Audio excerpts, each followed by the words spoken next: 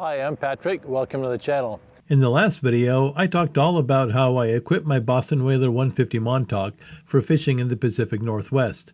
In today's video, I'm going to go one step further and show you how I use that equipment to configure my boat differently for each fishery. I can't carry everything on my boat all at once. It's quite small, but I found solutions for every different fishery so far, except halibut, which I've never tried yet. I'll start first by talking about all the miscellaneous bottom fish that we can catch either just for fun or to eat or sometimes as live bait for another fish like lingcod. These include sand dabs, rock sole, kelp greenling, starry flounder, fish like that. First, of course, we need a couple of rods and all of our tackle.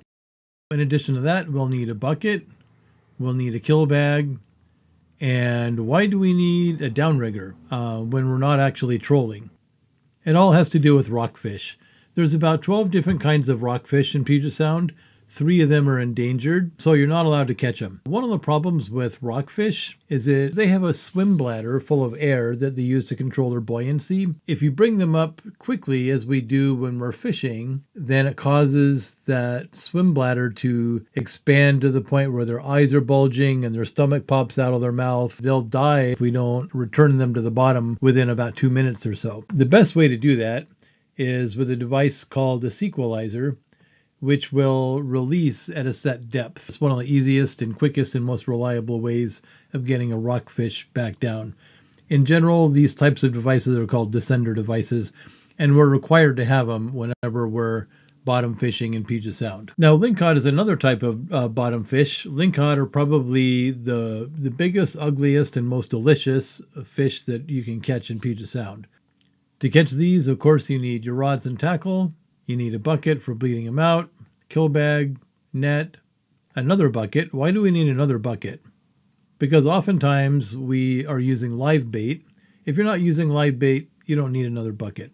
But if you are, then you catch one of these other fish, put it on a hook, and you drag it around with a weight, and you get a lingcod to chomp on it. But you got to keep these things alive once you catch them. And to do that, you need an aerator. So you use the first bucket for bleeding out the fish, and you use the second bucket as a sort of live well for keeping the fish alive in. As always, we can use a downrigger with a descender device. Now, for spot prawns, first of all, you need shrimp pots. They're basically traps, like a lot like a crab pot, but with finer mesh. And you try to coax the shrimp to come in using some kind of yummy bait and a bait cage that goes inside of your shrimp pot. You need something to pull the pots up with. Crab pots you can pull by hand, but shrimp pots, you're fishing maybe 300 feet down. You're not going to be able to pull them very quickly.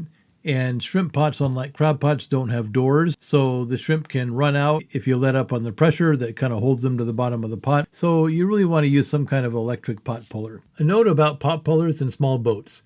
Keep in mind that if your boat is small enough and your pot puller is strong enough, it can actually flip the boat right over if it gets stuck on the bottom. Don't believe me? In 2012, a man died while shrimping in the San Juan Islands in just such a situation. He was in a 17-foot Boston whaler, bigger than mine, and while trying to free a stuck pot, the boat capsized and he died of hypothermia. For this reason, I like the Scotty 2500 because it's more likely to slip a rope rather than flip your boat.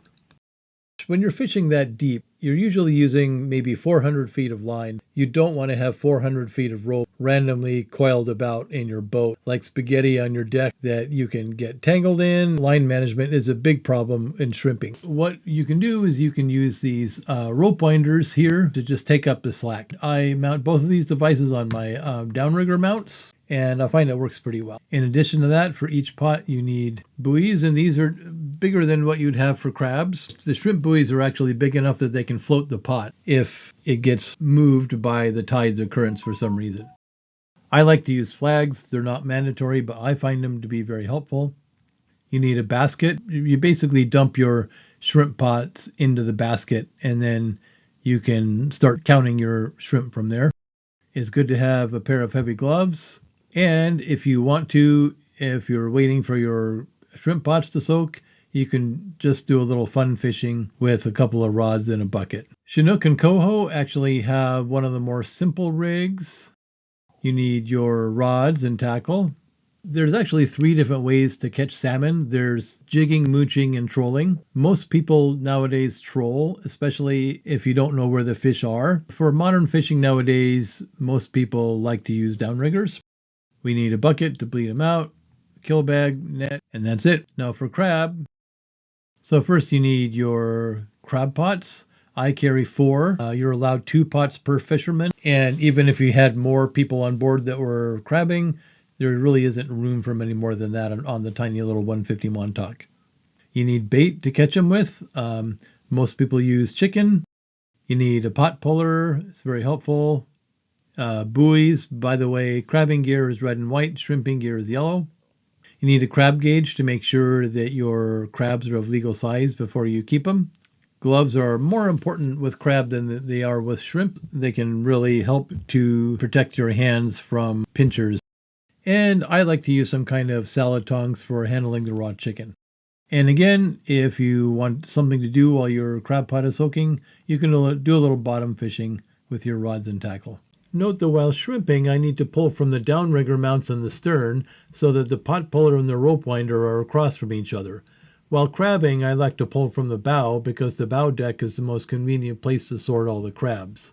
Sockeye is interesting because unlike the other types of salmon, they don't really lend themselves to being intentionally caught in Puget Sound because of their feeding habits. So most people catch them in lakes or rivers. I always catch mine in Baker Lake. So again, you start out with your rods and tackle, your downriggers, your bucket net and kill bag. And for this fishery, you really need your trolling motor or your kicker motor.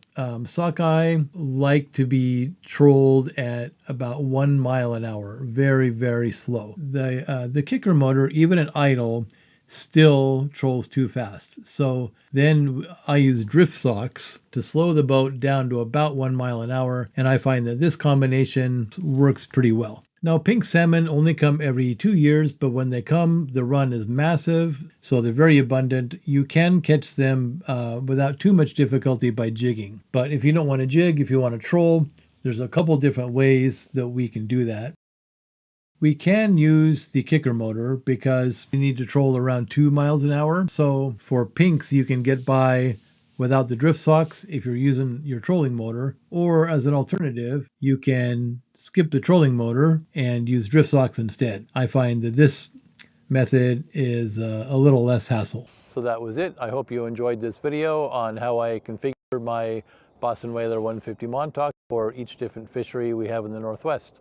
If you've enjoyed this video, please like, subscribe, and hit the notification bell.